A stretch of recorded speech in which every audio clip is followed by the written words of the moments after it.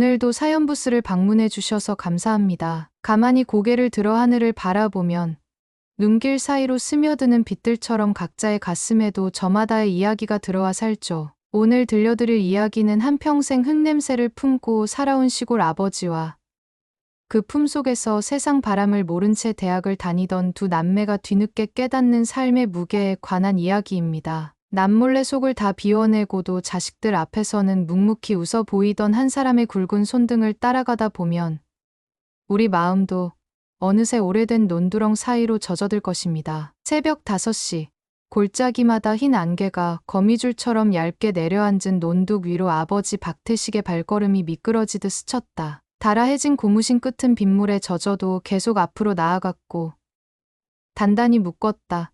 풀기를 수차례 반복한 허리끈은 그의 말라붙은 허리를 더 바싹 조여 놓았다. 아직 어두운 하늘에서 까치 한 마리가 울음인지 한숨인지 모를 소리를 내뱉자 태식은 그 소리에 맞춰 숨을 길게 들이켰다. 곧 해가 뜨면 벼심마다 맺힌 물방울이 튀어오르며 같은 시간 도시에 있는 딸 수진과 아들 준호는 여전히 꿈결 속을 헤매고 있을 터였다. 태식은 두 자녀가 지난밤 보냈을 메시지를 다시 떠올렸다. 아빠, 등록금 냈는데 이번 달 생활비가 좀 빠듯해요. 짧은 문장 뒤에 붙은 웃는 얼굴. 이모지는 미안함보다 당연함이 더 짙게 배어 있었다. 그 당연함을 탓하기엔 태식의 지난 세월이 너무 오래 농사만을 품고 있던 터라. 번번이 그래, 알겠다는 대답만 되풀이했을 뿐이었다. 태식은 논과 밭을 훑듯 두 자녀의 어린 시절을 머릿속에서 가만히 더듬었다. 수진이 초등학교 졸업식 날, 손에 꽃다발 대신 막 뽑은 무 2단을 들고 온 일.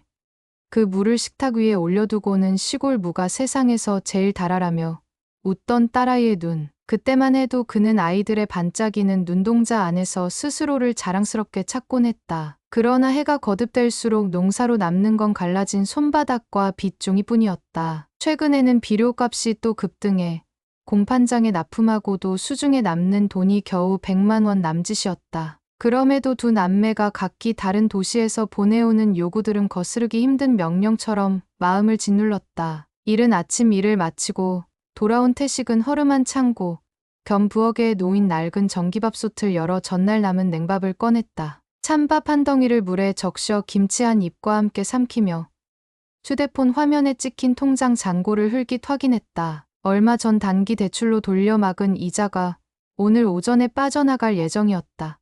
고작해야 3만 원 남짓 남는 잔액을 바라보며 그는 잠시 생각에 잠겼다. 그 금액이면 수진이 부탁한 참고서 값의 절반도 못 미친다. 고민 끝에 그는 마을버스 첫차 시간에 맞춰 읍내 농협으로 향했다. 벼 묘종을 사려던 돈 절반을 또 다시 현금으로 뽑아들었고 그 자리에서 자동이체로 두 남매 통장에 나누어 송금했다. 화면에 잔액 영원이 뜨자 마음 한켠이 스르르 얼어붙는 듯했지만 태식은 어깨를 한번 쿵 떨어뜨리며 웃음을 흘렸다.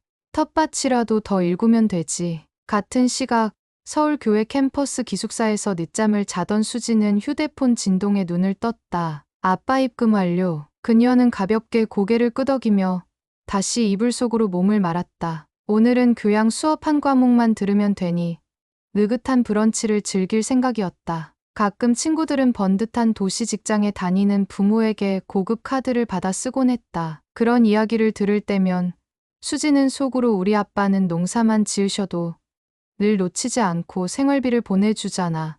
충분히 자랑스러워라며 스스로를 위로했다. 실제로 그녀는 한 번도 농사가 얼마나 벅찬 일인지, 쌀 한 톨이 땀방울 몇 방울과 맞바꿔지는지 헤아려 본 적이 없었다.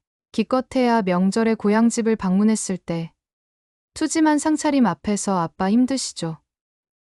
하고 묻고는 이내 대답을 듣기도 전에 스마트폰으로 시선을 돌려버리는 것이 전부였다. 막내 준호 역시 캠퍼스 중앙 도서관 앞 잔디밭에서 동아리 친구들과 커피를 마시며 다음 MT 자금 이야기를 하고 있었다. 나 이번에 아버지한테 추가로 10만 원만 더 받아볼까 해. 그는 농담 반 진담 반으로 말하며 웃음을 터뜨렸다. 누군가는 집이 시골이면 집안이 좀 느슨하지 않냐며 가볍게 농을 던졌고 준호는 우리 집도 그럭저럭 괜찮아라며 빈말로 받아쳤다. 그러고는 아무도 모르는 곳에서 혼자 늙어가는 아버지에게 드리운 그늘을 한 번이라도 떠올려 본 적이 없었다. 한편 마을회관 옆 작은 슈퍼에서는 태식이 매달 외상으로 사 가던 쌀포대 결제를 또 미뤘다. 슈퍼 주인 할머니는 박씨, 이번 달은 꼭 갚아야 혀하고 퉁명스레 말했지만 그조차도 깊은 체념이 묻은 목소리였다. 태식은 고개를 숙여 연신 미안하다고 했으나 손가락 사이에서 달그락대는 동전 서너 개가 신경을 긁었다. 그는 집으로 돌아오며 심호흡을 했다. 해마다 더워지는 여름. 논물 관리가 예년보다 깐깐해져 물꼬를 종일 살펴야 했다. 볕 아래 허리를 곧게 펴는 일조차 쉽지 않았지만 혼잣말처럼 중얼거렸다. 그래도 모내기는 해야지. 애들 졸업까진 채워줘야지. 저녁이 되어 해가 지자 논두렁 끝에서 들리는 풀벌레 울음에도 이상한 울림이 섞였다. 태식은 낫을 내려놓고 잠시 허리를 짚었다. 멀리 산자락을 넘어가는 지는 노을빛이 그의 얼굴을 붉게 물들였고 지는 해는 다시 동쪽 하늘을 어둑하게 만들었다. 갑작스레 기침이 터져 나왔지만 그는 커다란 손으로 입을 막고 고개를 돌렸다. 동네 인부가 퇴근길에 그를 보고는 박씨, 병원 한번 가봐. 요즘 일 너무 과하게 하는 거 아니여? 하고 말했지만 태식은 손사래를 치며 괜찮소. 내일도 일찍 나와야 하니까 서둘러 가시구려 하고 웃었다. 집에 돌아온 그는 침대 대신 낡은 담요를 덮고 마루에 기대 잠들었다. 휴대폰 배터리 잔량이 3% 남았다는 알림음이 들렸고 그는 무심코 전원을 껐다. 전원이 꺼질 때까지 화면에 떠있던 두 남매의 밝은 얼굴 사진은 짧은 섬광처럼 어둠 속으로 사라졌다. 그 순간 태식은 자신도 모르게 아이들이 졸업만 하면 하고 중얼거렸다. 낡은 전구 아래서 흙 묻은 손바닥을 바라본 그의 눈가엔 슬며시 피로가 겹겹이 내려앉았다. 이윽고 기숙사 불빛이 꺼질 시간. 수지는 다음 학기 해외 교환학생 프로그램 브로슈어를 뒤적이며 비용이 얼마나 들지 계산했다. 아빠라면 빌려서라도 보내주시겠지 하는 생각이 스쳐갔지만 머리맡에 놓인 과제 마감 카운트다운에 정신을 빼앗긴 채 깊은 고민 없이 다시 뷰티 유튜브 영상을 재생했다. 한편 준호는 도서관 열람실에서 친구들에게 졸업 전에 유럽 배낭여행 한번 가자는 이야기에 호응하며 인터넷 항공권 가격을 검색하고 있었다. 그날 밤 두 자녀의 스마트폰에는 아버지의 손길이 닿은 돈이 조용히 입금되었고 고향 하늘에는 잔별들이 흐릿한 모습을 드러냈다. 별빛도 도시의 불빛도 서로를 모른 채 빛났지만 같은 어둠 속에서 반짝이고 있었다. 태식은 새벽 알람보다 먼저 스스로 눈을 떴다. 그리고 문고리를 잡은 채 잠깐 망설였다. 팔뚝을 타고 내려온 묵직한 통증이 짧게 몸을 휘감았다. 그러나 그는 다시 마음을 다잡았다. 내일 아침까지 논문을 한 번 더 돌려야 해. 그 결심이 어느 때보다 단단했지만 동시에 보이지 않는 금이 슬쩍 어깨부터 갈라져 내려가는 것 같았다. 아직 차오르지 않은 해가 논둑 너머에서 희미하게 불을 켜고 있었고 태식은 그 불빛을 따라 또다시 걸음을 내디뎠다. 그 발걸음은 얼핏 단단해 보였으나 땅바닥 어딘가가 깊이 꺼지면 언제라도 푹 꺼져 버릴 수 있는 위태로운 다리 위를 걷는 듯 허공에 떠 있었다. 그렇게 첫 번째 갈등의 실금이 그의 심장 어딘가에서 삐걱 소리를 내며 벌어지고 있었다. 두 남매가 그 금 가는 소리를 깨닫게 될 날은 아직 한참 남아 있었지만 어쩌면 이미 논두렁에 맺힌 흙먼지처럼 조용히 눈앞까지 다가오고 있었는지도 모른다. 새벽부터 흙먼지가 된 바람이 골짜기를 파고들어 논두렁 사이를 긁었다. 태식은 연신 눈꺼풀을 비비며 물꼬에 박았던 나무 말뚝을 뻣뻣한 손으로 고쳐 세웠다. 밤새 내린 봄비는 물살을 더 세게 밀어 올렸고 흙탕물이 치솟은 곳마다 해묵은 잡초 씨앗이 떠올랐다. 그는 흙을 꾹꾹 눌러두며 이렇게라도 모내기 전 물기를 다잡아야 올해 병충해를 조금 줄일 수 있다며 중얼거렸다. 허리를 펴는 순간 허리뼈 깊은 곳에서 단단한 돌멩이 같은 통증이 걸려 내려왔지만 으득하는 소리를 삼키고 말았다. 도시에선 수진이 기숙사 식당을 나와 친구들과 카페 거리를 거닐며 라이브 방송을 켰다. 우리 아빠 시골에서 농장 CEO야. 자연식 유기농. 완전 최고라니까. 화면 속 이모티콘이 폭죽처럼 터졌고 친구들은 감탄사를 뿜어냈다. 농장 CEO라는 수식어가 진심이든 농담이든 그녀는 그 말이 재밌어서 썼다는 사실만큼은 분명했다. 같은 날 오후, 준호는 멘토링 프로그램에서 선배에게 취업 상담을 받았다. 선배가 학비나 생활비를 스스로 해결해 본 적이 있느냐고 묻자 그는 잠시 멈칫하다 고개를 가로젓고 부모님이 다 지원해 주셨어요라며 활짝 웃었다. 그 시각 태식은 읍내 은행 창구에서 소액 대출 추가 상담을 받고 있었다. 신용등급이 한 단계 더 내려갔다는 직원의 말에 손끝이 얼얼했지만 그는 목소리를 높이지 않았다. 이번 학기만 넘기면 론 규모를 줄여 몸도 돌볼 수 있을 거라는 작은 계산이 아직 머릿속에 살아 있었다. 창구를 나와 버스 정류장으로 걷던 중 오래된 경운기가 덜컹거리며 지나갔다. 짐칸에 실린 비료,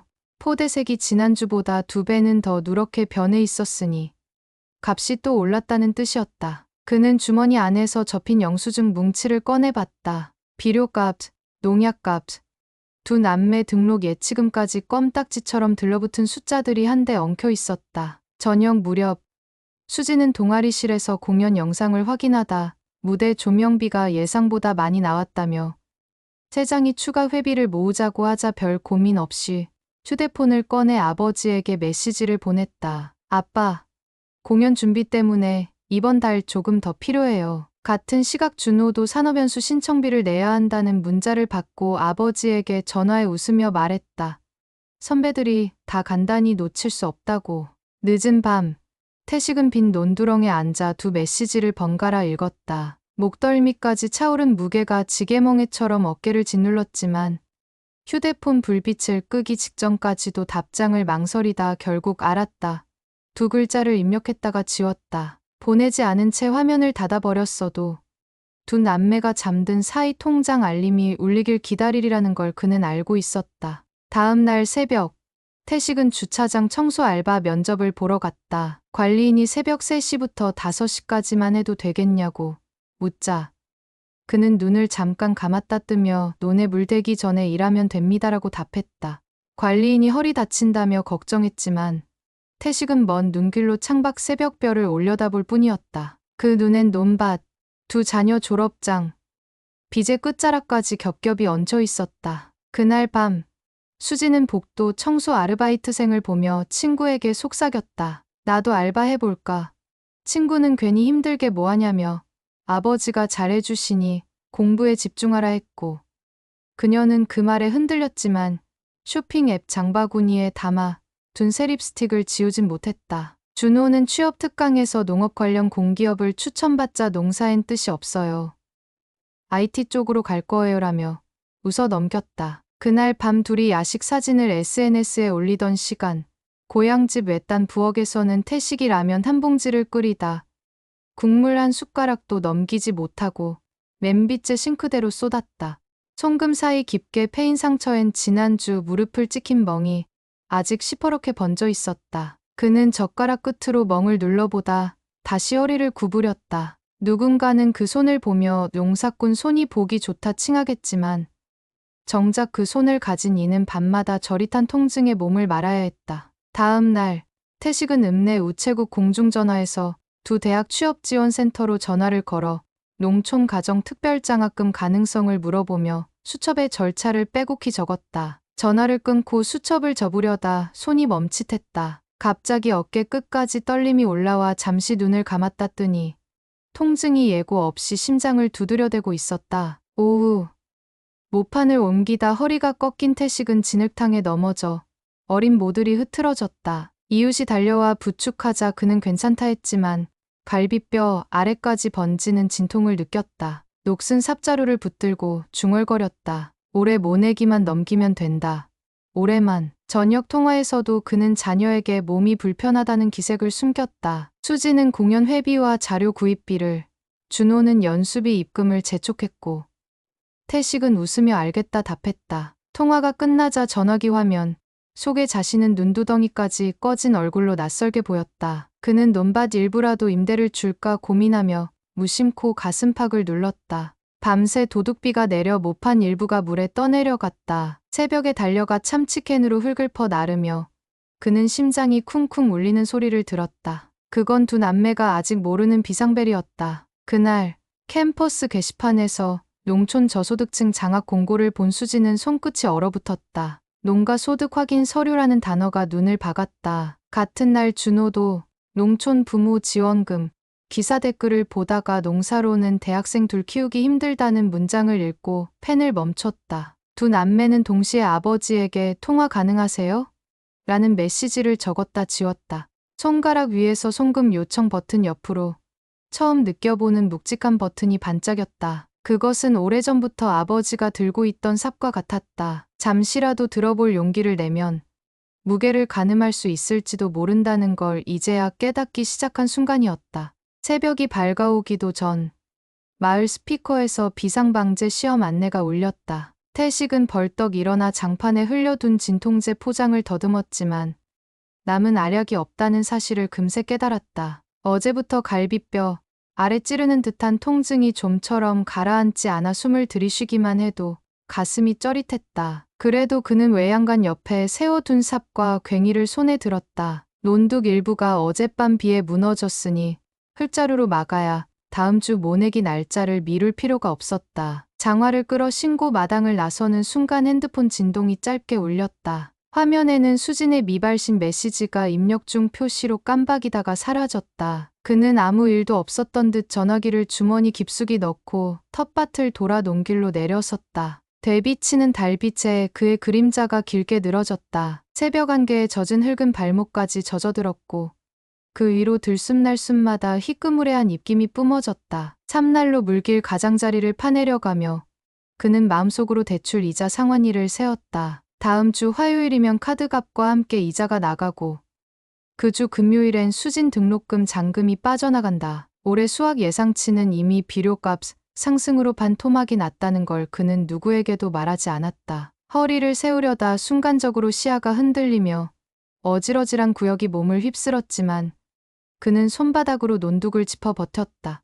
동시에 서울 캠퍼스 중앙도서관에서 밤을 새운 수지는 장학 담당자에게서 받은 메일을 다시 읽었다. 농어촌 자녀 장학 신청 시 부모 소득재산 증빙 서류 필수. 그녀는 서류 항목 중 최근 3년간 농업소득 증명이라는 문구에 눈이 멎었다. 그때까지도 그녀는 아버지가 농장 CEO라는 농담 섞인 표현 뒤편에서 얼마나 가파른 내리막길을 홀로 오르내리고 있는지 실감하지 못했다. 그러나 매일 말미에 증빙 서류 미제출 시 탈락이라는 붉은 글씨는 웃어넘기기엔 날카로웠다. 수지는 휴대폰을 들었다 놓기를 수차례 반복하다 결국 아버지에게 전화를 걸었다. 아빠, 바쁘세요?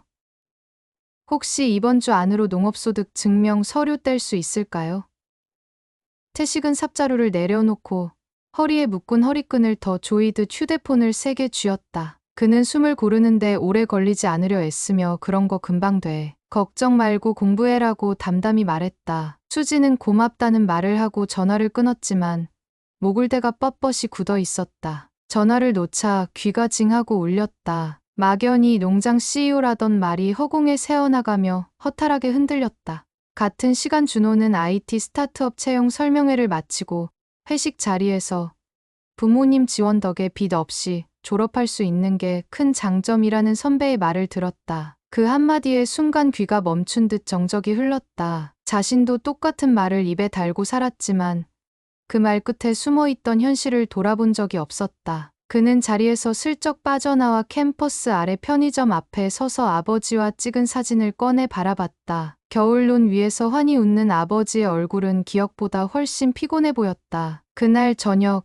태식은 읍내 사무소 민원 창구에 서류 발급을 요청했다. 담당 직원은 주말 전까지는 도장을 찍어줄 수 없다며 다음 주를 기약하라고 했다. 태식은 서류가 급하다는 말을 차마 꺼내지 못하고 고개만 숙였다. 창구 밖으로 나오며 급히 걸음을 옮기는데 회전문을 빠져나오다 어깨를 문벽에 부딪히고는 그대로 주저앉을 뻔했다. 숨이 멎는 듯한 날카로운 통증이 갈비뼈를 따라 번졌다. 지나가던 면사무소 경비가 달려와 부축했지만 그는 손살에 치며 괜찮다고 반복했다. 밤이 되자 마을회관 스피커가 꺼지고 산 너머에서 들려오던 게 짖는 소리도 잦아들었다. 태식은 오래된 전기장판 위에 기대 눈을 감았지만 귓가엔 여전히 은행 창구에서 들은 신용등급 하락 안내 음성이 웅웅 맴돌았다.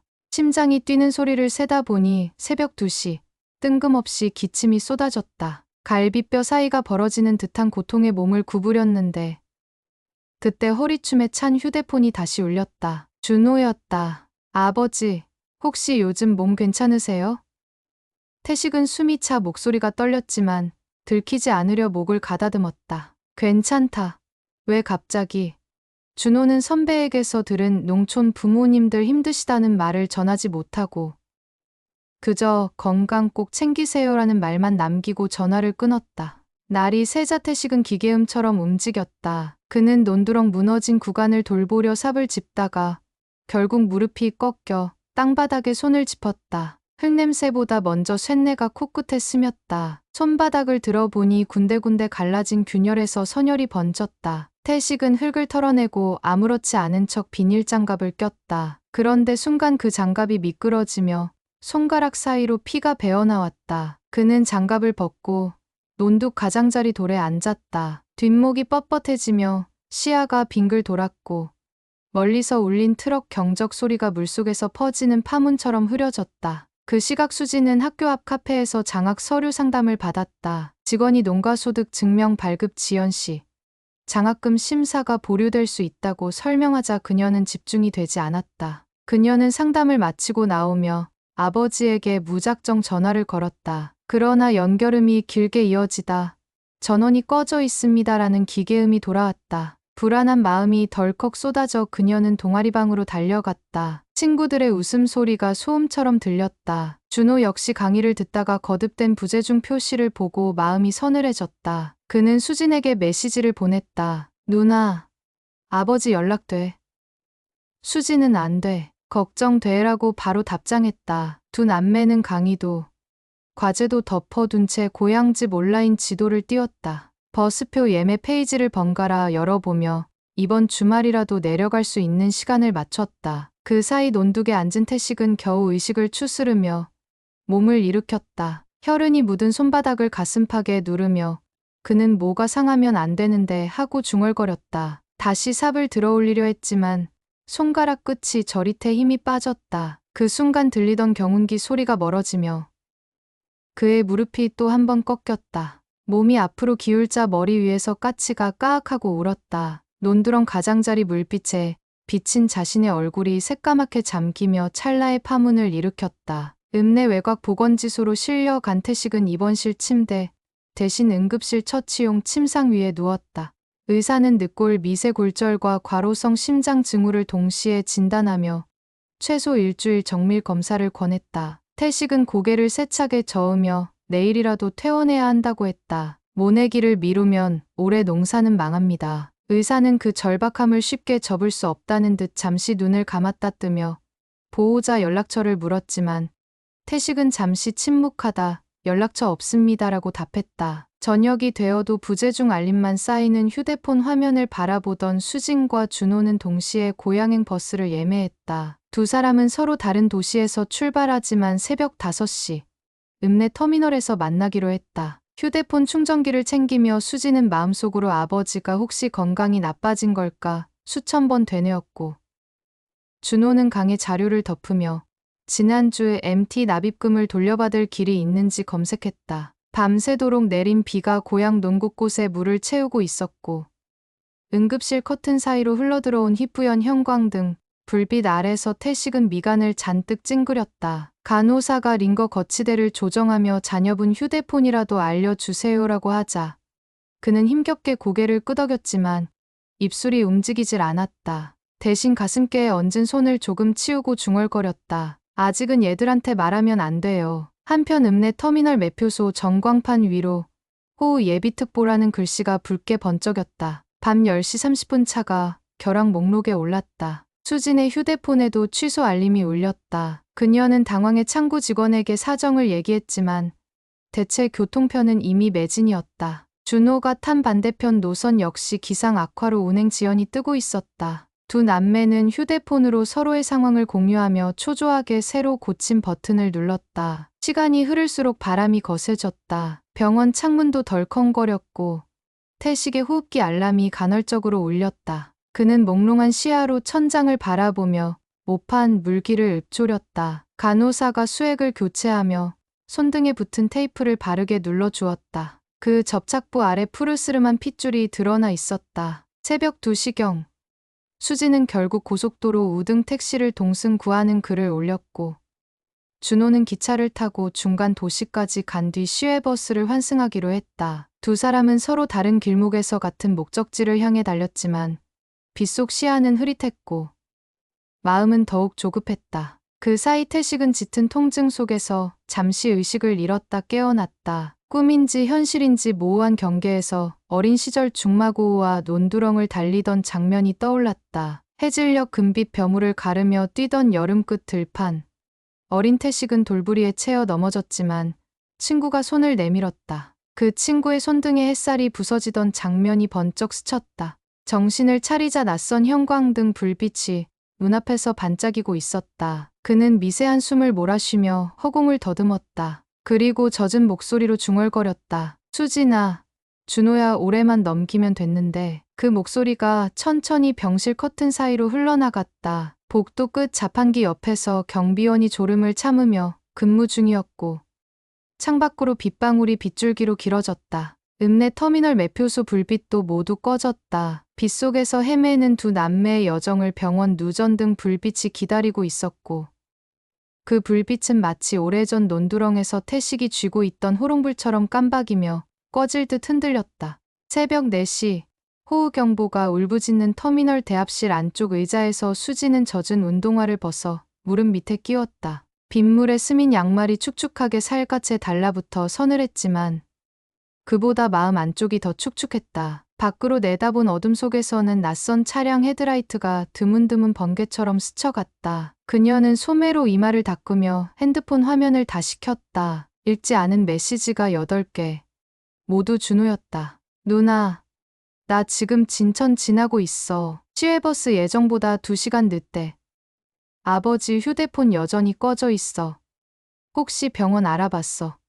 같은 문장들이 진동음 대신 무게가 되어 손바닥을 눌렀다. 수지는 답장을 쓰려다 잠시 멈췄다. 우리 뭐라도 알아야 하는데. 그 말이 먼저 목구멍에 맺혔다. 위로 뛰는 심장박동이 귓속을 두드리며 자신이 그동안 얼마나 무심했는지 조목조목 고발하는 듯했다. 그때 그녀 앞을 지나던 노부부가 난로 근처에서 자리를 잡고는 젖은 옷을 짜냈다. 할머니는 아이고 농사꾼 남편 따라다니려니 이 나이에도 논둑 위로 빗길을 걸어야지라며 낮게 투덜댔지만 그러면서도 할아버지의 젖은 어깨를 손수건으로 토닥여 닦아주었다. 그 모습을 보며 수지는 지난 추석날을 떠올렸다. 그날 아버지는 새벽부터 나락 건조장을 지키느라 밤이 늦도록 현관을 드나들지 못했고 그녀는 기차 막차 시간에 쫓겨 제대로 인사도 하지 못한 채 떠났었다. 그때 아버지 손등이 갈라져 피가 맺혀 있었지라는 잔상이 벼락처럼 번쩍하며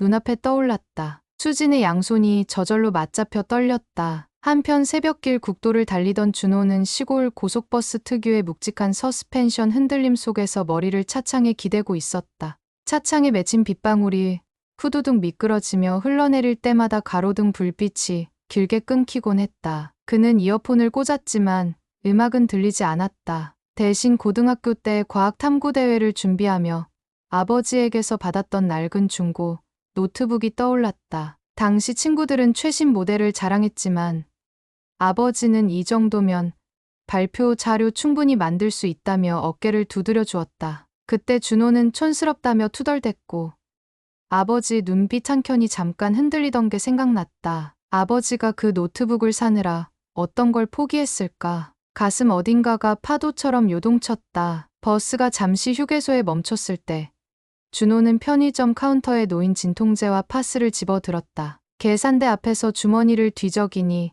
동전 몇 개와 잔액이 거의 남지 않은 체크카드뿐이었다. 그는 망설이다가 진통제만 계산했다. 아버지께 드려야지 생각하며 봉투를 움켜쥐었는데 카운터를 나서자마자 진통제보다 병원비를 보태야 하는 거 아닐까라는 자책이 칼날처럼 엇갈렸다. 돌이켜보면 늘 그랬다. 그는 필요할 때마다 조금만 덜하며 돈을 받았으면서 아버지가 씀씀이 걱정하는 말은 단 한 번도 하지 않았다. 그 생각이 발목으로부터 서서히 피를 빼앗아 가듯 시리게 밀려왔다. 종착역까지 남은 거리는 아직 2시간. 버스 안형광등이 푸르스름하게 실내를 비출 때 준호는 통장 앱을 열었다. 잔액 11만 7천 원. 등록금은 전액 학자금 대출이었고 생활비는 사실상 아버지가 채워왔었다. 이걸로는 아무것도 못해. 통장에 찍힌 숫자 위로 어느새 장학 안내 공고에서 봤던 가계 곤란, 자립 지원 같은 단어가 떠올랐다. 그는 치욕스럽다는 감정을 처음으로 또렷이 느꼈다. 그 치욕은 자신이 부모 뒤에 숨은 채 흥청거렸다는 부끄러움이었고 동시에 아버지를 궁지로 몰아넣은 죄책감이었다. 동이 트자 두 남매는 예정보다 한참 늦게 읍내 터미널 맞은편에서 만났다. 비는 잦아들었지만 도로 곳곳에 물웅덩이가 검은 거울처럼 퍼져 있었다.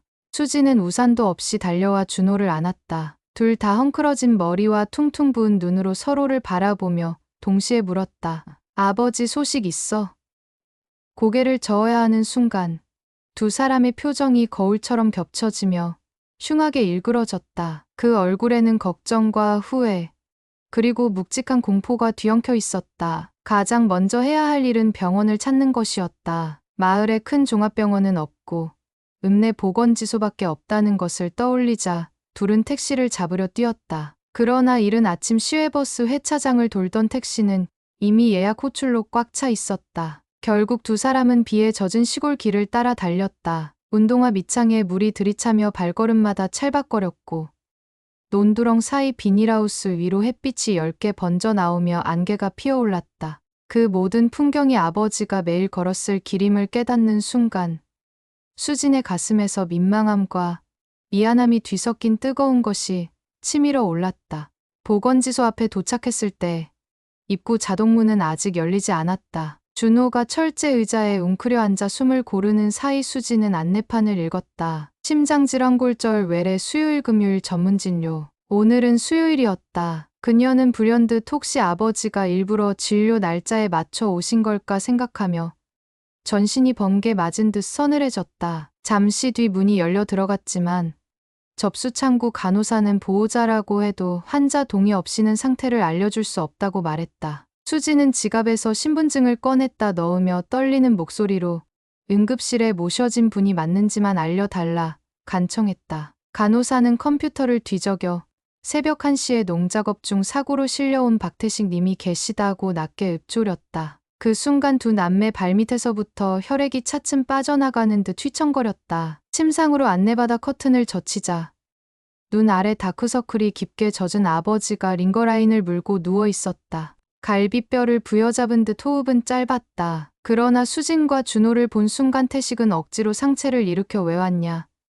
자식들 학교 가야지라며 웃었다. 그 웃음은 마치 바람 불 때 등불이 깜박이는 모양새였고 두 남매는 동시에 눈물을 삼켰다. 수진이 먼저 손등을 잡으며 아버지, 이제 그만 우리 믿어주세요라고 속삭였다. 그 말은 동시에 자신에게 향한 선언이었다. 의사는 늑골 실금과 무리한 과로로 인한 심근 허혈 가능성이 높으니 며칠은 절대 안정을 취해야 한다고 했다. 태식은 고개를 가로저었지만 의사는 지금 나가시면 다음엔 응급차도 못 부를 수 있습니다라고 단호하게 말했다. 그 말을 듣는 순간 수진의 눈가에서 뜨거운 액체가 흘러내렸다. 준호는 주먹을 꽉 쥐고 침대 난간을 잡았다. 병실 밖 복도로 나오자 형광등 아래 벽시계 초침 소리가 유난히 크게 들렸다. 수진이 먼저 입을 열었다. 오빠, 우리 정말 몰랐어. 준호는 눈두덩이까지 붉어져서는 알면서도 모른 척한 거나 마찬가지야 하고 떨리는 목소리로 답했다. 두 사람 사이에 굵은 침묵이 내려앉았다. 그러다 수진이 휴대폰을 꺼냈다. 장학 담당자에게 다시 전화를 걸어 응급 상황으로 서류를 며칠 미루면 안 되겠느냐고 요청했고 준호도 연수 담당자에게 전화의 참가비 환불 절차를 문의했다. 전화가 끝나자 둘은 병실 문을 바라봤다. 그 문 너머로 아버지는 숨을 고르며 창밖 논빛을 멍하니 보고 있었다. 점심 무렵 비구름이 걷히자 두 남매는 보건지소 뒤편 언덕을 올라갔다. 거기서 마을 전체가 한눈에 내려다 보였다. 멀리 줄지어 선 비닐하우스와 논바닥 반짝임. 그리고 그 사이에 찍힌 굵은 발자국 같은 물길이 둥글게 굽어 있었다. 그 풍경은 아버지가 평생 걸어온 고된 삶의 지도를 그대로 보여주는 듯했다. 둘은 아무 말 없이 언덕 끝에 서서 오늘 이후 살아야 할 방향을 스스로 새기는 중이었다. 그때 마을방송 스피커에서 영농지원센터 직원이 모내기 일정 조정 안내를 알렸다. 태식의 논도 명단에 올라 있었다. 그 사실에 준호는 갑자기 달려 내려가야 할 것 같은 충동을 느꼈다. 동시에 수진도 같은 생각을 하고 있었다. 둘은 눈빛으로 말 대신 약속을 나눴다. 병원으로 돌아오는 길. 수진은 휴대폰 메모장에 제목을 아버지 손이라 적고 아래에 할 일 목록을 빽빽이 적기 시작했다. 1. 농협의 대출 상환 유예 상담. 2. 장학재단 긴급 지원 신청. 3. 서울학예 아르바이트 공고 정리. 4. 생활비 통장 자동이체 중지 요청 타자를 칠수록 그녀의 손이 떨렸지만 그 떨림은 더 이상 두려움이 아니라 앞으로 나아가는 불안의 떨림이었다. 준호 역시 전공 교수에게 이메일을 쓰며 가족 사정으로 이번 학기 연구조교 시간을 늘리고 싶다고 요청했다. 그 문장을 쓰는 동안 그는 2번이나 삭제하려 했지만 끝내 어려운 부탁이지만 꼭 필요합니다라는 구절을 덧붙였다. 병실 문 앞에 서자 두 사람은 동시에 숨을 크게 들이켰다. 닫힌 문 너머에서 들려오는 링거방울 맺히는 소리가 유리잔 긁히듯 또렷했다. 수진이 노크 후 문을 열고 들어가 태식 손을 다시 잡았다. 아버지, 안심하세요. 우리 이제 아버지 뒤에 숨지 않을 거예요. 그녀의 목소리는 떨렸지만 단단했다. 태식은 고개를 끄덕이며 눈가를 손등으로 가볍게 문질렀다. 그 손등엔 아직도 갈라진 흙자국이 새까맣게 박혀 있었다. 준호가 약봉지를 꺼내며 있었다. 아버지, 진통제예요. 이건 저희가 살 수 있는 거니까 걱정 말고 드세요. 해가 중천으로 비추면서 병실 창가에 햇살이 물결처럼 번졌다. 태식이 창문을 바라보며 중얼거렸다. 논물은 괜찮겠지. 수진이 이어 말했다. 노는 저희가 볼 거예요. 오늘 아버지 모시고 돌아가시면 안 되고 치료 마치실 때까지 저희가 옆에 있을게요. 그 약속은 두 남매가 태어나 처음으로 내뱉은 우리라는 책임의 서약이었다. 그날 오후 두 남매는 농협에 들러 대출 유예 신청서를 작성했다. 직원은 서류에 동그랗게 빨간 인지세를 찍으며 보증 서류가 필요하다고 했고 수지는 주저없이 본인 명의 통장을 담보로 걸었다. 돌아 나오는 길, 은행 유리문에 비친 두 사람의 얼굴은 비에 젖은 채인데도 묘하게 밝아 보였다. 해질 무렵 보건지소 주차장에 앉아있던 그들은 서로에게 간식빵을 건넸다. 수지는 빵 한 조각을 입에 넣으며 말했다. 아버지랑 다음에는 꼭 가족사진 찍자. 준호가 고개를 끄덕였다. 논둑에서 찍자. 아버지가 제일 좋아하시는 곳. 그때 붉은 노을이 먼 산마루를 태우며 내려오고 있었다. 노을빛은 두 사람 얼굴을 주홍빛으로 물들였다. 그 색은 처음으로 과거의 부끄러움 대신 앞으로 감당해야 할 책임의 온도를 담고 있어 뜨겁지만 이상하게 따뜻했다. 병실로 돌아오니 태식은 살짝 잠들어 있었다. 구강용 산소 튜브가 얇게 숨결을 실어 나르고 있었고 창밖에는 비구름이 모두 걷혀 있다. 수지는 창문을 살짝 열어 상쾌한 바람을 들였다. 그 바람이 흙냄새 대신 비 냄새를 데려왔지만 그 속에는 젖은 땅이 다시 숨 쉬기 시작하는 기척이 섞여 있었다. 두 남매는 침대 양쪽에 앉아 아버지 손을 하나씩 잡았다. 그 길고 마른 손을 감싸주니 겹겹이 쌓인 굳은 살 사이로 미세한 맥박이 또렷하게 느껴졌다. 그 박동은 여전히 느렸지만 확실히 살아있었다. 수지는 속삭였다. 아버지, 우리도 같이 일어설게요. 준호도 말했다. 그리고 앞으로는 우리도 논일 배우고 싶어요. 그 말에 태식의 눈꺼풀이 미세하게 떨렸다. 조용한 침상 위에서 세 사람 손가락이 맞닿아 있었고 그 위로 늦은 오후 햇살이 한 가닥씩 내려앉았다. 그것은 지금껏 숨겨져 있던 삶의 무게가 조금씩 나누어지는 시작이었고 동시에 새로운 빗줄기가 몸속으로 스며드는 서툰 첫날이었다.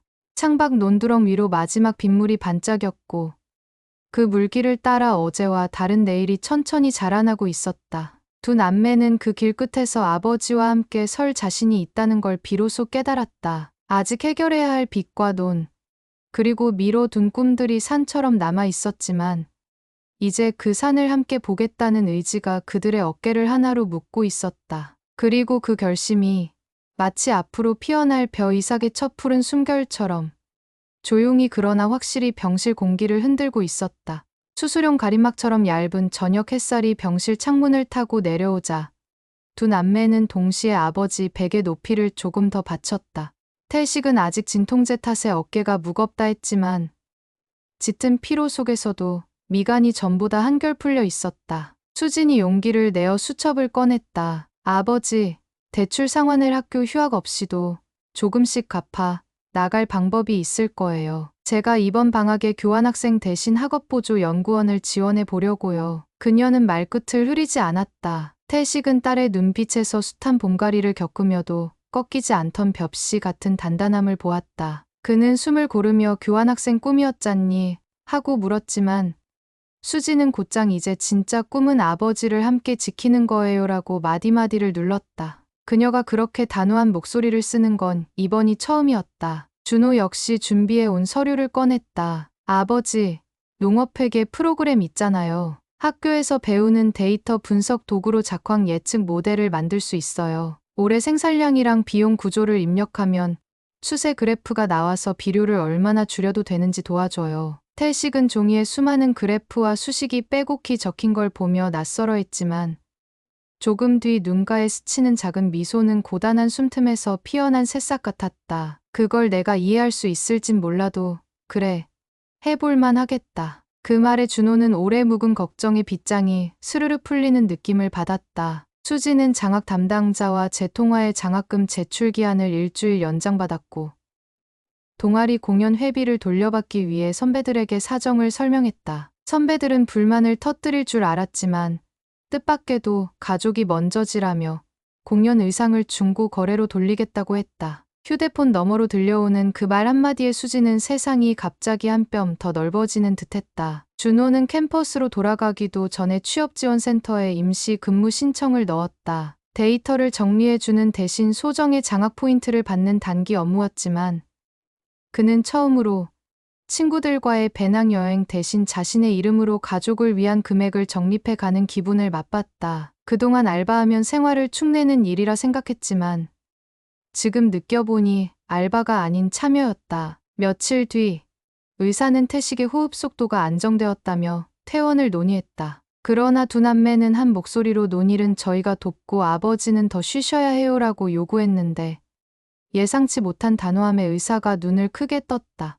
태식은 그 모습을 보며 가슴속 어딘가가 뭉근히 데워졌다. 어린아이들이라만 여겨온 자식들이 어느새 논두렁 둘레길처럼 든든해진 것이다. 퇴원 당일 보건지소 앞마당에 섰을 때 태식은 한참을 말없이 하늘을 올려다봤다. 봄비 뒤끝에 맑은 바람이 산등성이를 훑고 내려와 콧등을 시원하게 스쳤다. 그는 자식 둘이 양옆에서 부축해주는 걸 한사코 사양하고 싶었지만 수진이 아버지, 지금은 우리한테 기대 주세요라고 속삭이자 끝내 등을 맡겼다. 그 한 걸음 한 걸음마다 지나는 계절만큼이나 오래된 묵은 살이 발 뒤꿈치에서 떨어져 나가는 듯했다. 집으로 돌아온 첫날, 두 남매는 창고에 쌓인 산비탈 밭도구와 삽자루, 살충제 통을 일제히 끌어내며 정리했다. 준호는 농협에서 받은 저항성 강한 벼 품종 안내 책자를 읽어 내려가며 이 품종은 질소 비료를 덜 먹어도 잘 큰대요라고 설명했다.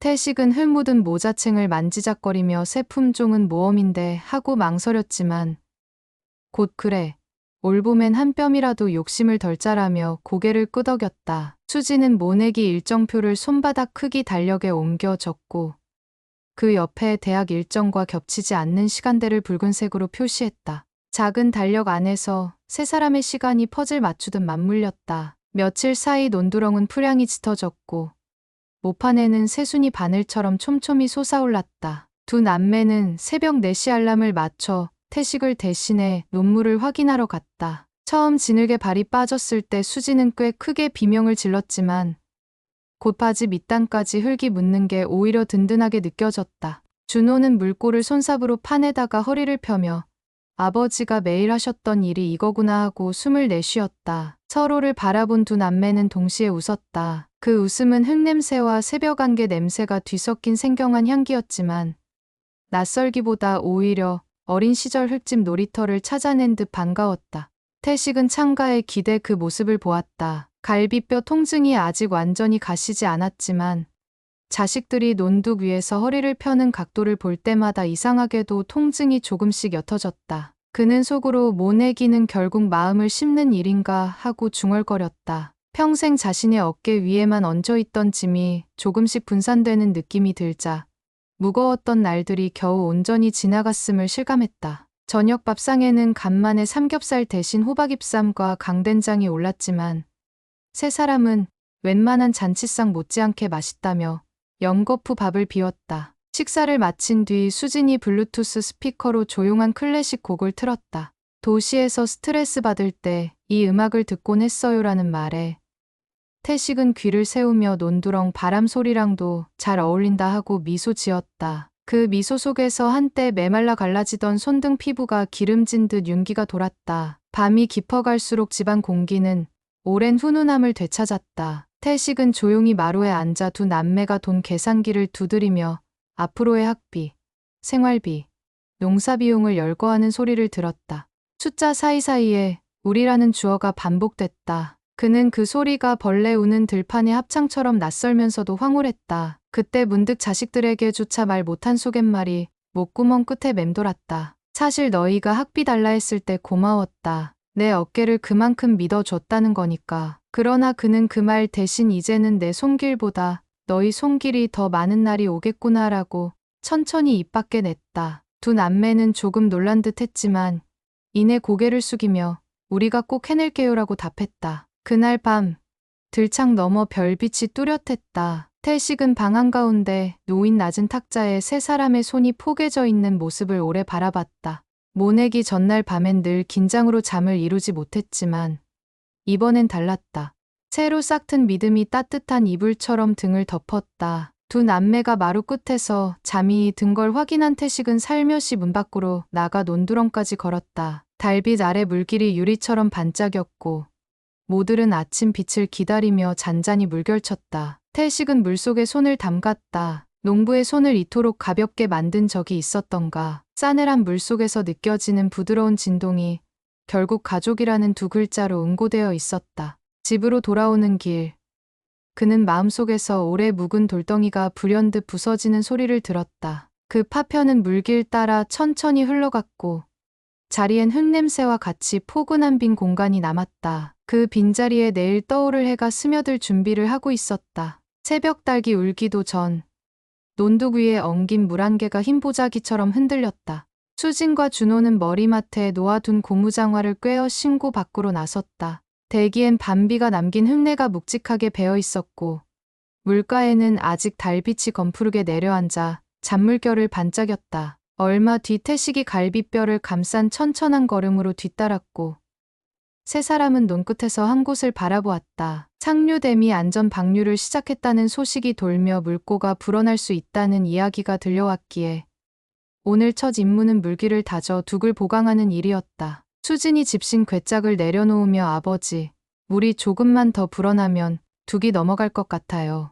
라 속삭이자 태식은 손가락을 물에 담가 깊이를 짚었다. 흙자루를 한 줄 더 세우자꾸나. 그는 삽을 들어 거푸 흙을 퍼 올렸다. 준호는 큰 돌과 흙자루를 겹겹이 쌓으며 물살을 분산시키는 일에 힘을 보탰다. 물속에 무릎이 잠길 만큼 깊어졌을 때 멀리서 이웃방 노인이 자전거에 모래주머니를 싣고 달려왔다. 이장님이 급히 불렀수다.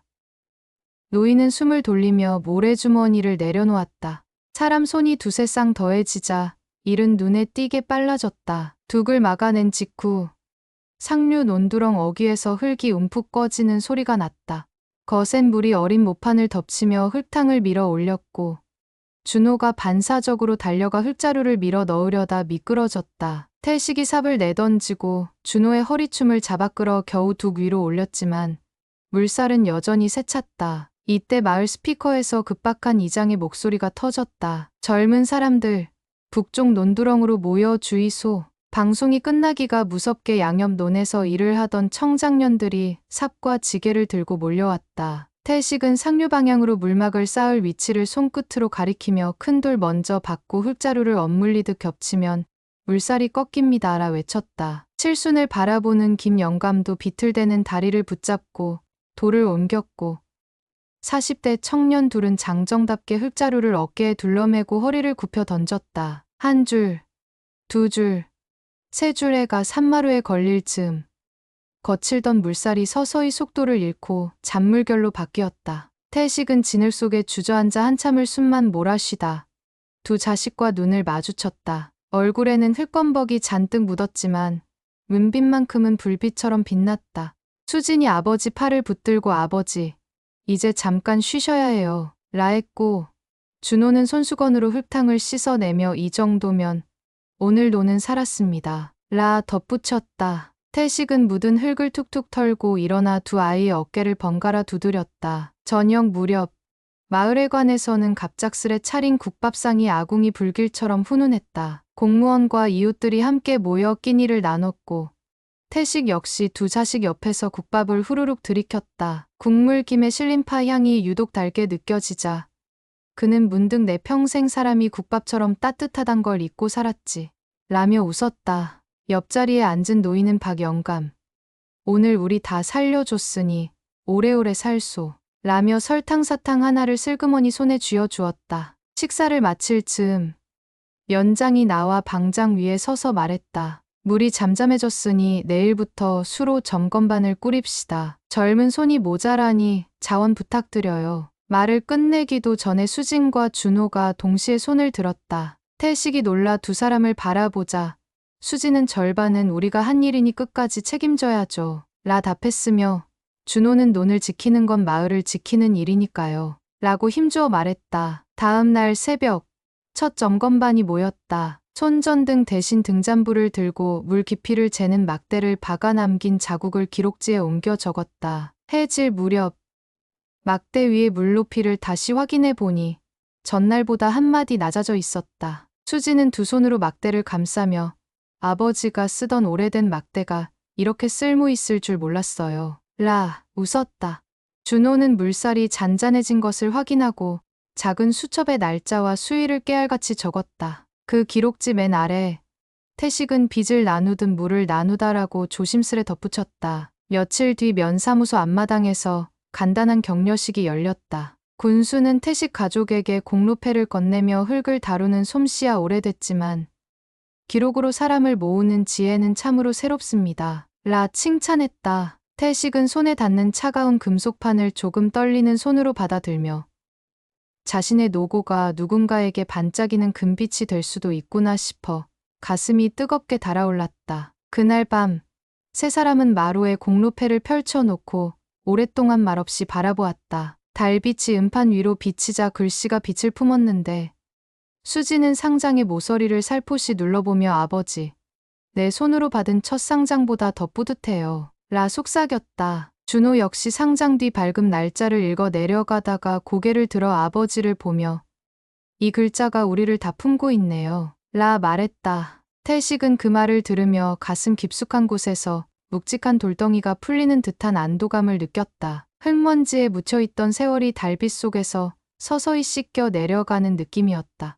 상금으로 받은 작은 지원금은 돌수문 보수와 한 달 뒤 돌아올 이자에 먼저 쓰기로 했다. 돌수문을 새로 놓는 날, 동네 사내들이 모두 모였다. 커다란 강돌과 시멘트 자루가 지게에 실려와 논두렁 아래로 내려졌고 태식은 손끝으로 돌의 위치를 짚어가며 큰 돌이 물살을 막아주면 작은 돌은 흔들리지 않는다. 라 설명했다. 수지는 무릎을 걷어붙여 돌 사이로 콩알만한 흙미를 눌러 넣었고 준호는 물막대 끝으로 물살의 세기를 가늠했다. 형님 돌이 버텨주면 동생 돌도 걱정 없겠네.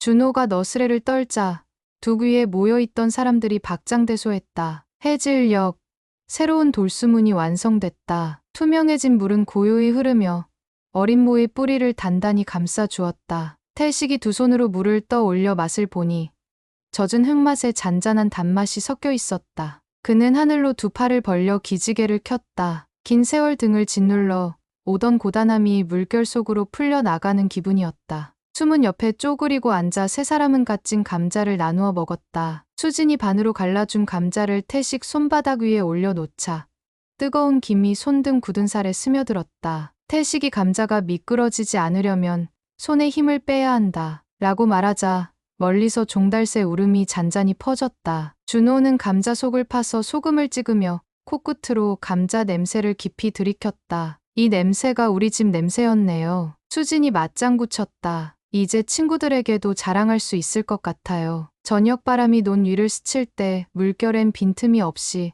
잔잔한 파문만 번졌다. 태식은 그 파문을 바라보다 두 자식 쪽으로 몸을 돌렸다. 이제부터는 나도 배우는 사람이 되겠다. 그는 낮지만 단단한 목소리로 약속했다. 두 남매는 동시에 고개를 끄덕이며 미소를 지었다. 그때 태식은 깨달았다. 흙을 뒤집는 힘은 여전히 자신에게 있지만 흙이 품은 내일을 읽어 갈 눈은 자식들에게 있다는 것을. 방 한가운데에 앉은 태식은 오래된 수첩을 꺼내 오늘 있었던 일을 또박또박 적었다. 새 돌수문 완공, 첫 물길 안정, 논 깊이 세자, 빈 납기 잔액 10,000원, 자식 둘과 함께한 첫 작업. 글자를 적을수록 필체가 자연스레 고개를 숙였다. 벼 이삭이 여물면 고개를 숙이듯 그의 삶도 마침내 고개를 낮추어 더 깊어졌다. 촛불이 흔들리며 수첩 위에 그림자를 드리웠다. 그 그림자는 주름만큼 깊었지만 그 주름이 곧 가족을 품은 그릇임을 그는 알았다. 풀벌레 소리가 창문을 두드릴 즈음 수진과 준호가 살금살금 문을 열고 들어왔다. 아버지, 내일부터 다른 마을 수로도 살펴보라 하네요. 준호가 속삭이자 태식은 눈을 가늘게 뜨고 고개를 끄덕였다. 아직 내 허리에도 논내음이 묻어있다. 그는 부드럽게 웃었다. 짧은 침묵 뒤 태식은 두 자식의 손을 차례로 꼭 잡았다. 오늘도 고맙다. 담백한 한마디였지만 그 안에는 말로 다 못한 세월의 마음이 걸려 있었다. 수지는 눈가를 훔치며 아버지, 저희도 고맙습니다. 라 속삭였고 준호 역시 고개를 끄덕였다. 그 밤 논두렁 물소리와 풀벌레 울음은 이불 속까지 스며들어 세 사람의 숨결을 하나로 맞추었다. 태식은 눈을 감으며 생각했다. 고된 농사는 결국 사랑의 다른 이름이었고 이제 그 사랑을 더 크고 넓게 키울 차례는 우리 셋이라는 것을. 먼 훗날 이 논의 벼가 또다시 고개를 숙이면 오늘 흘린 땀방울이 가지마다 곡식을 매달아 줄 것이라는 믿음을 품은 채 그는 깊은 숨을 내쉬었다. 바람이 창문을 흔들었고 따뜻한 흙내음이 방 안가득 번지며 긴 밤을 포근히 덮어주었다. 벼 이삭이 은빛 바람을 끌어안고 고개를 숙이던 가을 아침. 논둑 위에는 황토물이 아니라 노랗게 익은 볕내음이 잔잔히 번졌다. 해가 들려 끝 허수아비의 삐걱이는 어깨를 달구기 시작하자 태식과 두 남매는 일찍부터 낫을 갈아두었다. 여름 내내 돌수문을 지키며 모판을 보살핀 덕에 벼는 병충해 한 번 없이 무성하게 자랐다. 이웃들은 박영감네 논이 올해 제일 먼저 황금빛이 돌았다. 고 수군댔고 지나가던 트럭 기사까지 창문을 열어 요즘 보기 드문 물찬 벼라며 엄지를 세웠다. 태식은 농담처럼 물길이 벼를 키운 게 아니라 사람 인심이 키웠지요. 라는 말로 답했지만 가슴 안쪽에서는 자식들이 흘린 땀방울만큼이나 묵직하고 단단한 감사가 떠올랐다. 추석을 사흘 앞둔 저녁, 첫 수확 벼 한 단을 걷어들이자 고동빛 하늘이 논물 위에 길게 눕고 있었다. 수지는 손에 낫 자국이 베일 만큼 일손을 멈추지 않았고 준호는 볏짚을 동여매며 숨소리가 귓감아져 뜨겁게 달궜다. 그렇게 묶어낸 볏단을 논둑 끝에 세워두고 셋이 앉아 바라보니 황토빛 물이 거울처럼 하늘을 비춰 저물어가는 빛이 두 배로 환했다. 한 해 농사의 절정이 저 너머에서 조용히 손짓하고 있었고 태식은 낯선 평안을 느끼며 올가을엔 연글기 전에 미리 알아줘서 고맙다.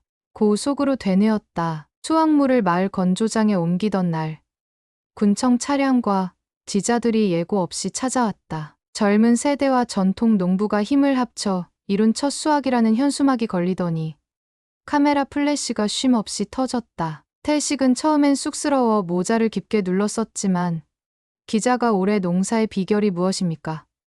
묻자 잠시 망설인 끝에 또렷이 말했다. 비결이라 할 것까지 있겠습니까? 사람 셋이 마음을 모은 것뿐이지요. 한마디에 현장에 모인 노인들이 고개를 끄덕였고 청년 자원봉사자들은 박수를 보냈다. 기사의 마지막 문장은 흙을 지식여 밥으로 만든 것은 결국 가족의 품이었다로 맺어졌다. 가을 비가 한 차례 논두렁을 적시고 지나간 뒤 군청에서 약속했던 저금리 전환 대출 서류가 확정됐다. 태식은 은행 창구에서 오래 버릇처럼 쪼그려 앉아 서류를 확인하다가 빚 잔액이 옆 두툼이 줄어든 숫자를 보고 한참이나 숨을 삼켰다. 이제야 벼가 여물기 전에 마음이 먼저 익었네. 태식이 중얼거리자 창구 직원이 서류를 건네며 고생 끝에 추수랍니다. 라고 웃었다. 밖에서 기다리던 수진과 준호는 그 서류를 함께 들여다보고 아버지, 다음 달부터 이자는 우리가 냅니다. 라고 약속했다. 그날 태식의 호주머니엔 오래 접어둔 진통제 대신 낯선 가벼움이 들어앉았고 구두창이 유난히 공허한 소리를 냈지만 발걸음은 이내 땅을 살포시 밟았다. 수학을 끝낸 저녁, 세 사람은 헛간에 멍석을 깔고 첫 펴로 지은 새밥을 먹었다. 무쇠솥 뚜껑을 열자 김이 폭발하듯 피어올랐고 윤기 도는 쌀알이 그득했다. 태식은 숟가락을 들다 다시 내려놓고 밥 냄새만으로 눈시울을 붉혔다.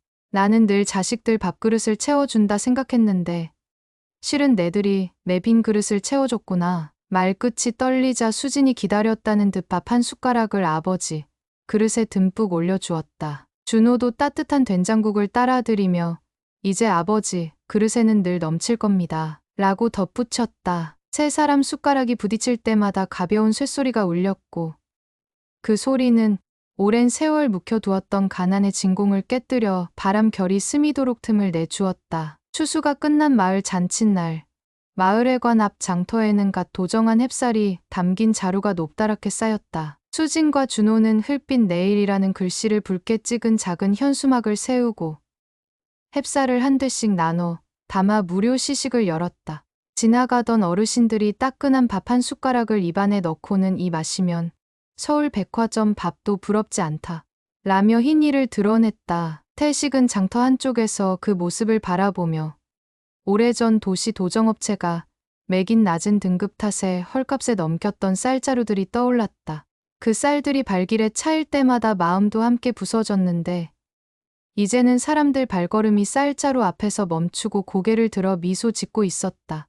가을 끝자락, 두 남매는 학교로 돌아가 졸업학기를 준비해야 했다. 떠나는 날 새벽, 안개가 짙어 도로 표지판조차 희미해졌지만 세 사람은 흙길 앞마당에 나란히 섰다. 수진이 작은 배낭을 메고 아버지, 내년 이맘때쯤엔 아버지 옆에서 논일을 나눌 거예요. 라 말하자 태식은 빛바랜 캡을 벗어 머리를 긁으며 늙은 농부 옆에 젊은 농부 둘이면 천군만마지 라 답했다. 준호는 오래전 아버지에게 선물 받은 낡은 노트북을 조심스레 꺼냈다. 다 고치고 프로그램도 새로 깔았어요. 여기엔 수학 데이터가 다 들어있어요. 아버지가 혼자 계시는 동안 기록지 대신 쓰세요. 태식이 두 손으로 그 노트북을 받자 처음 홈이 잡던 날의 떨림이 되살아난 듯 손끝이 저릿했다. 하지만 이제 그 떨림은 불안이 아닌 뒤이어올 계절을 기다리는 설렘이었다. 버스가 굽이기를 돌아 사라질 때까지 태식은 눈을 떼지 못했다. 창문 뒤로 손을 흔드는 자식들의 얼굴은 안개 너머로 흐리게 번졌다가 버스가 고개를 넘자 불빛처럼 사라졌다. 그는 한동안 그 자리에 서서 버스가 지나간 길에 남은 먼지와 안개를 바라보았다. 멀리 산 너머로 햇살이 퍼지기 시작하자 그곳엔 빈자리가 아니라 긴 그림자가 서 있었다. 그림자의 끝이 두 갈래로 갈라져 있었다. 하나는 떠나는 길, 다른 하나는 논으로 향하는 길. 태식은 모자를 고쳐 쓰고 천천히 논 쪽으로 발을 내딛었다. 발밑 흙이 서걱이며 작은 소리를 냈고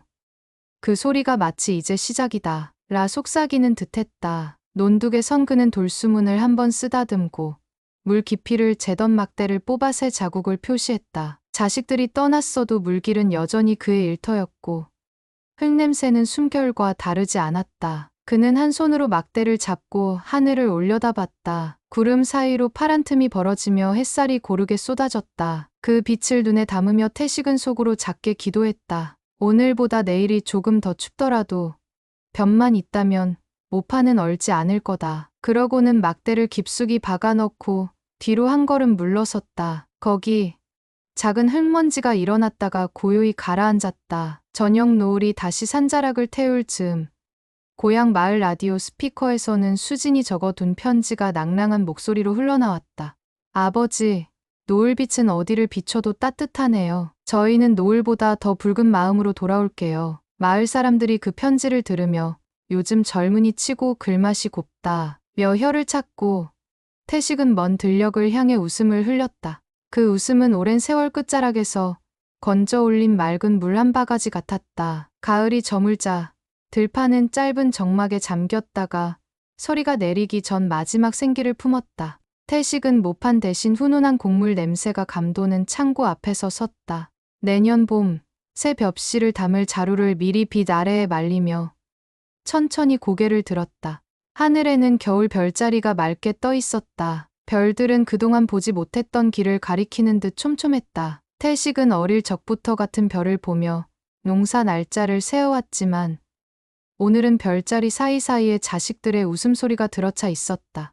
그 웃음이 흙먼지에 놀라 달아날까 손을 모아 숨결을 녹였다. 그리고 드디어 흙이 잠드는 시간, 들판 끝 어둠이 길게 늘어지며 논둑을 덮었다. 태식은 돌수문 앞에 섰다. 한여름 급류를 막아냈던 그 돌들이 밤이슬을 품으며 차가워져 있었다.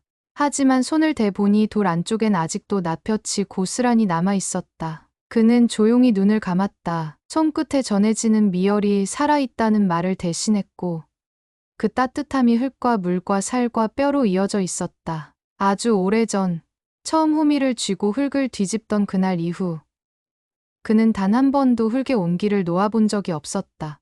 이젠 그 온기 속에 자식들의 숨결이 얹혀 있었다. 바람이 불어 고개를 스치는 순간 들녘 어딘가에서 반딧불 하나가 날아올랐다. 여름 내내 논두렁을 비추던 작은 녹색 불빛은 이제 설이 내린 공기를 헤집으며 더 높이 떠올랐다. 그 빛은 한동안 공중에 머물다 별빛이 깔린 밤하늘로 빨려 들어가듯 사라졌다. 태식은 그 자리를 오래 바라보다가 천천히 집으로 향했다. 발밑 흙길이 낯익은 어둠을 품어 발소리를 삼켰다. 작은 집 문턱을 넘으며 그는 나지막이 속삭였다. 아직 끝난 것이 아니라 이제야 제대로 시작이지. 그리고 등잔불을 켜 온기를 더했다. 그 불빛이 창호지를 통해 밖으로 퍼져 나올 때 들녘의 긴 밤도 조금은 밝아 보였다. 그 길고도 짧았던 한 해, 흙을 파고, 흙에 울고, 흙으로 일어서며 지낸 시간이 끝내 남긴 것은 빛 대신 웃음, 상처 대신 손잡음,